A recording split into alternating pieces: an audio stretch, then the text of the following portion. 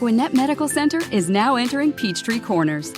Conveniently located in the heart of this thriving community, our new center offers first-rate primary care and specialty services, including cardiology, gastroenterology, neurology, OBGYN, orthopedics, 3D mammography, and X-ray. Learn more about how GMC is making industry-leading healthcare more convenient than ever at gwinnettmedicalcenter.org/PTC. It's not easy, starting from the bottom and being a self-taught entrepreneur and coming from a lower middle-class family. Yeah. It's never easy. Nobody wants to give you anything.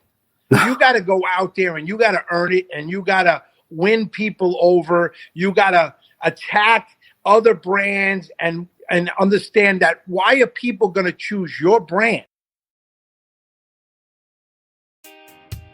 You're listening to Peachtree Corners Life, a weekly online radio show sharing ideas, opinions, and news about the city of Peachtree Corners. Now, your host, Rico Figliolini. Hi, this is Rico Figliolini, host of Peachtree Corners Life and publisher of Peachtree Corners Magazine. I thank you for joining us. This is a live Facebook stream with a special guest today of a new restaurant that's going to be coming to the town center here in Peachtree Corners. Not there yet. Long journey. We'll discuss it in a few minutes. Just want to say thank you to Gwinnett Medical for GMC Primary Care for being a sponsor of our podcast and the family of podcasts that we do, including Capitalist Sage and Prime Lunchtime with the City Manager. So I want to thank them and our other sponsors, including Atlanta Tech Park and Prototype Prime, which is part of now Curiosity Lab at Peachtree Corners. So, without further ado, let me introduce my guest. And we have Willie. No, I should have asked you about the Degel at the beginning. And we lost your visual. Gotcha. Yeah, people tried calling me. There you go. Yeah. So, all right. So, is it Willie Degel? Degel. D-E-G-E-L. Very simple. Excellent. Willie Degel. So, Willie's our guest today. He's the founder and owner of Uncle Jack's Steakhouse, which is a New York-based place. I think right now you have locations in New York and Georgia, and Duluth, Georgia, actually, is the one that I'm familiar with. And you were a former host of the Food Network's restaurant Steakhouse. Yes. Steakhouse. Yes. Restaurant cool. Stakeout. Yes. Stakeout. That's cool. And you're a native of Queens. I'm a native of Brooklyn, New York. I found my way south to Atlanta. Yeah, so we got a little bit in common in New York as far as that stuff goes, and the food of New York, if you will, which was a little difficult to find in 1995 when I moved here because there wasn't good pizza, there wasn't a good deli, and Italian restaurants were few and far between. Now it's gotten much better, and we're seeing a lot more stuff coming down here from all over the place, not just from, Korean places, Japanese, place from Chicago, New York and stuff. So why don't you tell us a little bit about yourself, Willie? Give us a little background of who you are. I'm a baby of four boys from Flushing, Queens. Catholic. We had to put ourselves through Catholic school. We had newspaper routes. We shoveled snow. My mother was, worked hard. My father worked. He did two jobs. He worked in the post office and was a longshoreman. My mother worked for legal secretary. So my father instilled hard work. My mother instilled confidence in us, good work ethic. Being a baby of four boys, my brothers beat me up every day, so I have a sense of fearlessness. I'm tough. I'm going to keep coming. I'm never going to give up. I'm never going to quit. I always have vision. I'm a visual learner. I'm a hands-on person. Okay. I have to be in control of that. I have to be involved in it. It's my personality, and I wouldn't want it any other way. Cool. So what, obviously it seems like it runs in the business a little bit, in the family. What got you started in food? I was on a blind date. I always cooked with my father. My father got cancer when I was 10, and he had to retire from one job. He almost died. We made soup for him. We brought him back from death. And then he would be home 2 days a week, and he would cook. And I would go shopping with him because I was the littlest. I would come home from Catholic school on my bike for lunchtime to see him. He would take me over to the butcher, go get veal cutlet in Ozone Park, go to this place in Queens, Richmond Hill. So he taught me about dealing with people. about giving people tips, about saying hello, and working with the average everyday Joe. That nobody's better than anyone. And my father worked down the piers, and he handled a lot of stuff for Queen Elizabeth, and he took care of the boats and the chefs, and the chefs used to give him gifts. So he used to explain this to me. So my father would set up his mise en place, and then he would taught me how to cook and prep. And he was very clean and organized, my father. So am I. And that came from my grandmother. So that gave me the little taste and flavor. Then I was always an entrepreneur. I went on a blind date. We saw the movie, Cocktails. And the girls were like, oh, my God, you should bartend. I wound up getting a bartender's job. And the rest is the history. And then I cooked and bartended. I did every position. I run a company now, but I built every position, worked every position. Then I try and fill the position and grow the company and build my people. Do you miss any part of that? Do you miss the cooking or the bartending? Do you miss that feel of that? Yeah, like I'm home today. I took off today, Thursday. I work from my phone. I'm making a 7-level layer lasagna with my bechamel. So I'm always cooking. I love it. It's a stress reliever to me. I have to be creative.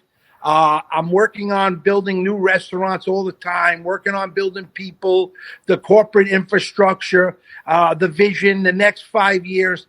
So, yes, I miss the interaction of running just one restaurant and me controlling everything and not depending on so many other people to run my vision. And that's where the growing pains come. And that's a trial and tribulation process. Now you started modestly, right? You opened up a place, Bayside, Queens, I guess. Yes, my first bar restaurant was in Main Street in my neighborhood. All right, and then I opened up the first Uncle Jack's in Bayside on Bell Boulevard in 1996. So It was a cigar bar. It was the first certified Black Angus steakhouse. Huh. Before anyone knew what Black Angus even was. That's funny. I don't think it was too far from them. I worked on Bell Boulevard near a nightclub there in Bayside for a while, and a lot of different. It was an interesting neighborhood. So, did you find success there? How long is it still there? Yes, it's still there. We're open 24 years. I own the building. The corporate headquarters is upstairs. I'm in that store every day. We have the best customers. People come from all over, that have been served there. And that's where we built the legacy. That store, a small box, 50 seats, catering to everyone, giving them what they need, selling the best, executing day in, day out. So you had that place for a while. And then obviously you decided you wanted to open up another one. So we served a lot of developers and politicians, and then the mayors came there, Giuliani, Bloomberg. So in about 15 years ago on 9th Avenue and 34th Street, they were going to transform that area with the Jets Stadium. And the developer came to me and said, we want to put an Uncle Jack's in this building. It was a garment building on 9th Avenue and 34th Street. So I went and looked at it. They funded most of the project, half of it. I raised the other half of the money, built it out. The Jet project never went through, but I worked on the Knicks and Madison Square Garden. Then I had Penn Station. Then I had the Hammerstein Ballroom. I had about 10 hotels in the area. So again, I built it one customer at a time. Now it has the Hudson Yards, America's largest, most expensive development ever, built 2 blocks away. I renegotiated, put another 15 years on a lease a year ago with a vision of what was transforming in the neighborhood. So that was my second one. Wow. A lot of work and a lot of experience getting that done, I'd imagine. Yeah, I mean, it's not easy, starting from the bottom and being a self-taught entrepreneur and coming from a lower middle class family. Yeah. It's never easy. Nobody wants to give you anything. You got to go out there and you got to earn it, and you got to win people over. You got to attack other brands and understand that why are people going to choose your brand over theirs? Right. That makes a lot of sense. I mean, I deal with a lot of customers. I do social media marketing and stuff. And it's really, everyone thinks they have a unique business. but you really need to really point out what that uniqueness is if it's there. So yeah. Well, here's what I say. I live by this motto: what, where, and why. What are you selling? Right. Where is it? And why should they come? Right. Why should they buy it? Right. You know, human nature, listen, we have our senses. We're visual, we smell, we touch. It's not rocket science here. You know, technology makes our life easier. It becomes a convenience. It becomes an organizer. It becomes a director. It becomes, it remembers and tracks and does everything for us and creates laziness. But you, as a businessman and a businesswoman in today's environment, you still have to keep your simple mottos, and you must execute your vision and game plan day in, day out to whoever your customer base is. And that applies to probably every business that you can think of, right? I think so, right? I mean, It applies to Amazon. It applies to Google. Oh my God. It applies to Walmart. It applies to Home Depot, Target. You see their numbers. They're all coming through incredible, having great sales because everybody's working and the economy's booming. Yeah. And if you stay stagnant and you don't change, you get lost, right?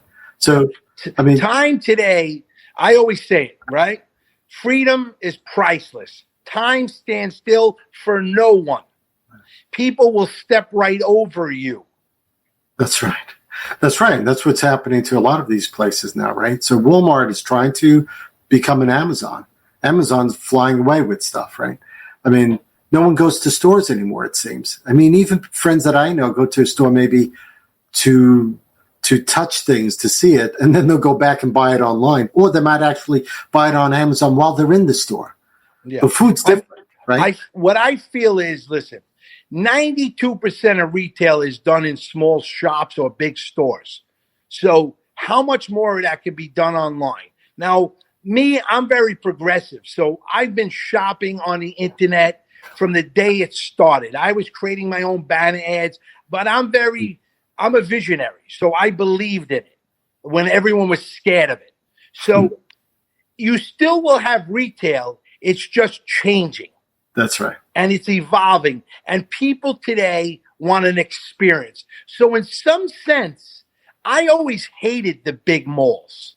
I like a small town. I like a community. I like individual owners working a niche. And a lot of that's come back with these mini energy town centers. Right. And I believe that's the transformation of America again. It's full evolution, just new. Now, you talked about, customer is king, but you also talk about experiential, right? I think one of the locations you opened in Queens had a roaring 20-style basement bar and lounge. Yeah. It has a hidden speakeasy called Bootlegger Jack's. You have to go through the laboratory bathrooms, and there's a big steel vault door. You have to press this button, and a red light goes off inside. You have to have the password to get in, and then a little metal hatch opens up. You tell the doorman the password, and then you get in, and it transforms you to an early 1900s speakeasy lounge, bordello sense feel whiskey parlor. Yeah, unbelievable. That's an experience. Now, how would you get the password? Is that something? The password is based on who you are, who you know, how many times you've come to the restaurant, what are you eating upstairs, are you having a celebration? So it's all done based on networking. So there's a restaurant upstairs. This is the normal Uncle Jack's Steakhouse upstairs. Yeah, there's Uncle Jack's Meathouse, the same location. So the Uncle Jack's Meathouse, it's not a classic style steakhouse like Uncle Jack's Steakhouse. It's more of a new concept where you come to get your meat game on. I'm the steak doctor, so I'm basically a meat expert. I grew up in a German-Irish household, eating meat and potatoes my entire life. So I went shopping with my dad. I understand every aspect of meat.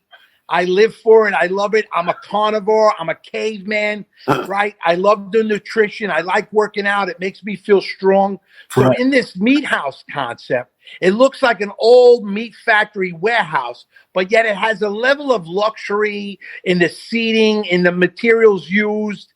And then we have a great menu mix where you could go there And you can spend anywhere from $20 a person to $100 a person and have 4 to 5 different style dining experiences. And it all is entertainment based. It's very visualizing. The decor, the atmosphere, the artwork, the graffiti, everything handmade, customized, the way the food is displayed. I designed all these metal plates. We got hanging bacon. We got a cookie staircase. We have meatballs on golf cues. It's very cool. Now, we were talking a little bit before we started this show that what you tried to do about a year ago, you're taking over a piece of area that's going to be, now this is going to be a standalone building? No, you're going to be part of a building. That's my dog. Hold on. Yeah, you're fine. Put my little Sure. My wife put my dog. This is what happens when you do live stream. Yeah, it's okay. So, Peachtree Corners, it's 3/4 semi-attached building, and next to me is an Xfinity store. So we worked to deal with the landlord. So we had this Xfinity store right next to us, and then we have 4,000 square foot inside, and then we have about 2,000 square foot outdoor dining patio space. Some of it covered, some of it not. Nice. So so what were you describing before? It's going to be the same look and feel. Yeah. So if someone went to the Duluth location, it would be similar to that? It's going to be a lot like the Duluth location, but each store is unique for the area. Each menu gets tweaked for the area. So being that we're at Peachtree Corners, we're going to have this special peach compote burger designed just for that area. So little things, we do our research of the area, all the history, who owned the land, who farmed it, what was grown there. So that's all involved in the philosophy and the story and the makeup and the ingredients we use when we'll unveil a new location. So the Meathouse is actually also like a farm to table? Are you local? Yes, are you going to we use as much locally sourced fresh ingredients, working direct with farmers, vendors, who makes honey, who makes cheeses, who's raising their own pork, meat, sausage. Whatever way we can, we try to integrate that as much as possible. Okay. So how far are we along now? Because it looks like you want to open maybe 5 additional locations, or 5 in total in the Atlanta area. You got one in Duluth. Yeah. Where are you now as far as getting the building groundbreaking? When you design things at the level that I'm doing, it takes time. Working with towns today, it's not easy. There's a lot of regulation. There's a lot of red tape you got to fight through. You have to hire a lot of people. This was a fully brand new building, a brand new restaurant. It's not like a facelift. You're not taking an existing with guts. No permits were filed. So there's a lot of different steps you got to go through. But once you're past that process and you get your store open, those battles mean nothing. It's all about education, feeding everyone in the Peachtree community, building loyal customers, friends, winning them over, making them part of the family, and getting them to love our house. So do you have a timeline of when you think things will happen? Well, wait, the final meeting is on the 27th. We just had unanimous approval on the elevations design. So we figure we're breaking ground in 2 weeks and we start building the building. You'll see all the fencing wrapped with great visuals of what's to come. And there's a selfie of me on the fence. And if you send in pictures right now, you'll be able to get invited to the grand opening and have dinner with me. So wait, the selfie's on there now? No, the fencing that wraps the job site is getting wrapped with this Meathouse fencing. Okay. Then there's a full-size selfie of me, the steak doctor, and we want people to take pictures and selfies next to it and send it in. And we're going to pick about 25 of the best photos and different people to come to the grand opening week celebration. Wow, nice. Do you have an estimated time when that might be, that grand opening? Well, we got to figure probably early spring of next year. Early spring. Okay. And are you working on any other restaurants? Locations? Right now, I'm talking to other people in Georgia. I'm looking for the Beltline. I'm looking for other developers to work with me. I'm talking to the Revel right next door, next to my Duluth store, to maybe do a Jack's Tavern or one of my burger concepts there, or maybe a speakeasy. Right? So I have the bootlegger Jack's concept. I talked to Miami. I'm talking to Orlando. I'm looking in Virginia, and Washington, and North Carolina. So I'm going to try and take over the East Coast with this concept. Sounds good. And they're all company owned. None of them are franchises. No, they're all individually owned by me. Okay. And I have company shares for everyone who works involved in the company, runs my stores. They're all going to get shares and be working partners and owners. That's how we're going to grow the brand. Okay. So you have local partners from Atlanta? Yes. Like my team in Atlanta now, Brian and April and the chef Chris there, they're all getting shares of the company. The opening team of Duluth will get shares of the company. Right. So the chef that you have there now that you know that will be there, what's his experience? Is he he's obviously working off an existing menu that plus the tweaks to that menu, I'm assuming, with you. Yeah. Me and my chef work hand in hand. I'm a self-taught chef, so I understand the business. I understand what people like and what people need. So my chef is a creative tool, and he has to love and have the passion and be able to work with others and be young and be shape and moldable. So Chris is excellent. He's passionate. He loves food. He listens well. He works well with me. The egos don't. And I always say, like the rich guy Tillman said, shut up and listen. You know, when you have young people looking at you, eyes wide open, and realize like you have 35 years of experience doing this, are you willing to listen and learn? Yeah. And work with me and build a team? And teamwork, leads to dream work.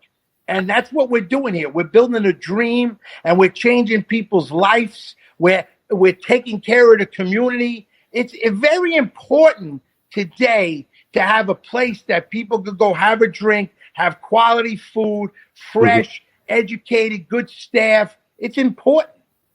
Oh, for sure.